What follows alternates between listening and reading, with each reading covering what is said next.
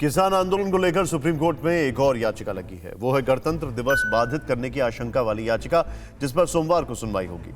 इसको लेकर supreme court ने किसान संगठनों को नोटिस जारी किया है। कुल मिलाकर आज सुप्रीम कोर्ट ने रास्ता दिखा दिया, लेकिन किसान मानने को तैयार नहीं है। वो कृषि कानून वापसी की हट पर अड़े हुए हैं। ऐसे में सवाल यह है कि क्या दिल्ली के बॉर्डर पर बैठे हुए किसान ही सुप्रीम हैं? आखिर वो किसकी बात मानेंगे? क्योंकि अब तक वो सरकार से 8 दौर की बातचीत कर चुके हैं। सरकार उनकी कई मांगों को मान भी चुकी है। सुप्रीम कोर्ट ने भी नए कृषि कानून को अमल में लाने पर स्थायी रोक लगा दी। किसानों को कमेटी के पास जाने को कहा, लेकिन वो मानने को तैयार नहीं। सुप्रीम कोर्ट का जो निर्णय है वह सर्वमान्य है और निश्चित रूप से हम इस निर्णय का स्वागत करते हैं। और जो ये कमेटी बनी है उस कमेटी के माध्यम से निश्चित रूप से पूरे देश के जो किसान हैं उनकी भी राय ली जाएगी। एक्सपर्ट है जो इस एग्रीकल्चर के अंदर, उनकी भी राय होगी। और जो अगला जब फैसला आएगा सुप्रीम कोर्ट का, तो निश्चित रूप से इस रिपोर्ट के आधार पर आएगा। तो मुझे ये विश्वास है कि निश्चित रूप से इन कानूनों के अंदर जो किसानों के हित के हैं उन बातों को ध्यान में रखकर ये किया जाएगा। अब बड़ा सवाल यह है कि आखिर प्रदर्शनकारी किसान चाहते क्या हैं?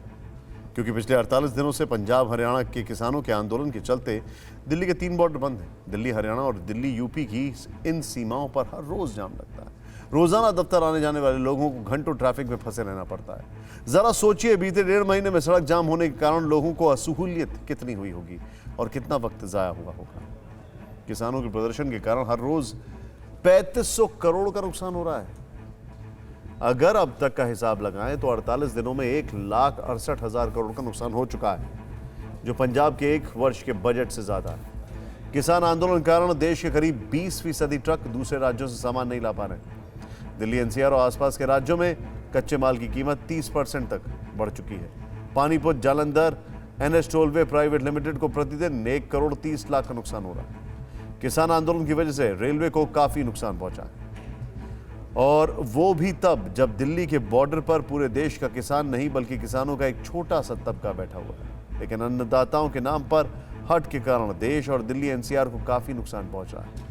आज सुप्रीम कोर्ट में हरीश साल्वे ने कहा कि आंदोलन में वैंकूवर के संगठन सिख फॉर जस्टिस के बैनर भी लहरा रहे। ये अलगाववादी संगठन अलग खालिस्तान चाहता है। पिछले दिनों इसकी भी चर्चा चली और वामपंथी संगठनों के द्वारा किसान आंदोलन को हाईजैक करने की बात भी सामने आई। हमने पिछले दिनों आपको दिखाया भी था कि किस तरह किसान क्रांति के नाम पर सजे मंच पर देशद्रोहियों के पोस्टर लगाए गए, जिसमें दिल्ली दंगे और भीमा कोरेगांव हिंसा के आरोपियों की रिहाई की भी मांग हुई और नारेबाजी भी, और इस पर सरकार ने भी सवाल उठाए थे। आपको यह भी बता दें कि सितंबर के महीने से ही पंजाब हरियाणा में किसान ने कृषि कानून के खिलाफ मोर्चा खोल दिया है, जिससे पहले कांग्रेस ने और फिर कई विपक्षी पार्टियों का साथ मिला।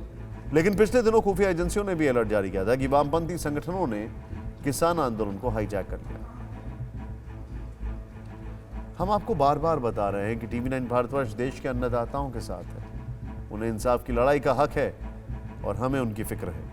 इसीलिए पिछले करीब 3 महीने से हर रोज हम उनका जिक्र करते हैं। लेकिन हक की लड़ाई में पैर मसाज करने वाली मशीनों का क्या काम? आज फिर हम आपको दिल्ली बॉर्डर पर किसान आंदोलन की कुछ तस्वीरें दिखा रहे हैं, जो दर्शाती हैं कि किसानों ने बॉर्डर पर शहर बसा लिया है। ये सब भूलकर कि लाखों लोगों को इससे क्या तकलीफ हो रही है। अकेले सिंधु बॉर्डर पर बात करें तो यहाँ 8 से 10 किलोमीटर लंबी सड़क पर किसानों का कब्जा है, और इन हजारों किसानों के लिए पांव मसाज करने वाली अनेकों मशीनें लगी। रोटी मशीन से हर घंटे सैकड़ों रोटियां बन रही हैं। बड़ी बड़ी वॉशिंग मशीनों में कपड़े धुल रहे हैं, और कसरत करने के शौकीन जिम का भी लाभ उठा रहे हैं। कुछ किसान और कृषि के जानकार तो यहां तक कह रहे हैं कि ये लोग अगर किसान होते तो 50 दिनों तक खेती किसानी से दूर कैसे रह पाते। अब तक आपने यही सुना होगा कि दिल्ली बॉर्डर पर बैठे ज्यादातर किसान पंजाब और हरियाणा के, जिन्हें बाद में देश के कुछ और किसानों का साथ मिला। लेकिन अब हम आपको किसान नेता योगेंद्र यादव का, जो हरियाणा से ताल्लुक रखते हैं, उनका एक बयान सुना। इस इलाके का बच्चा होने के नाते एक शिकायत करना चाहता हूं। सारे देश के किसान यहाँ हैं, मगर अपने नजदीक के इलाके के किसान कम दिखाई दे रहे हैं। आ रहे हैं, लेकिन हम तो मेजबान होने चाहिए ना। अगर हनुमानगढ़ गंगानगर से 10 किसान आए तो यहाँ अलवर से तो 100 आने चाहिए, रेवाड़ी से तो 1000 आने चाहिए। वैसी स्थिति नहीं बन रही है। ये उलाना शिकायत कहीं ऐसा ना हो कि इतिहास में लिखा जाए कि पूरे देश के किसान यहां आए, लेकिन पड़ोस का किसान सो रहा, पड़ोस का किसान चुप था। तो सुना आपने। अब जो प्रदर्शनकारी किसान संगठन यह कह रहे हैं कि उनका आंदोलन देशव्यापी है, देश भर के किसान उनके साथ हैं। उनके इस बयान की हवा योगेंद्र यादव की बातें ही निकाल देती है। जिनको पड़ोस के किसानों से गुहार लगानी पड़ रही है, तो अब ये फैसला आप पर छोड़ते हैं कि ये किसान कौन है और ये क्या चाहते हैं। परवाह देश की, सोमवार से शुक्रवार रात 10 बजे TV9 भारतवर्ष पर।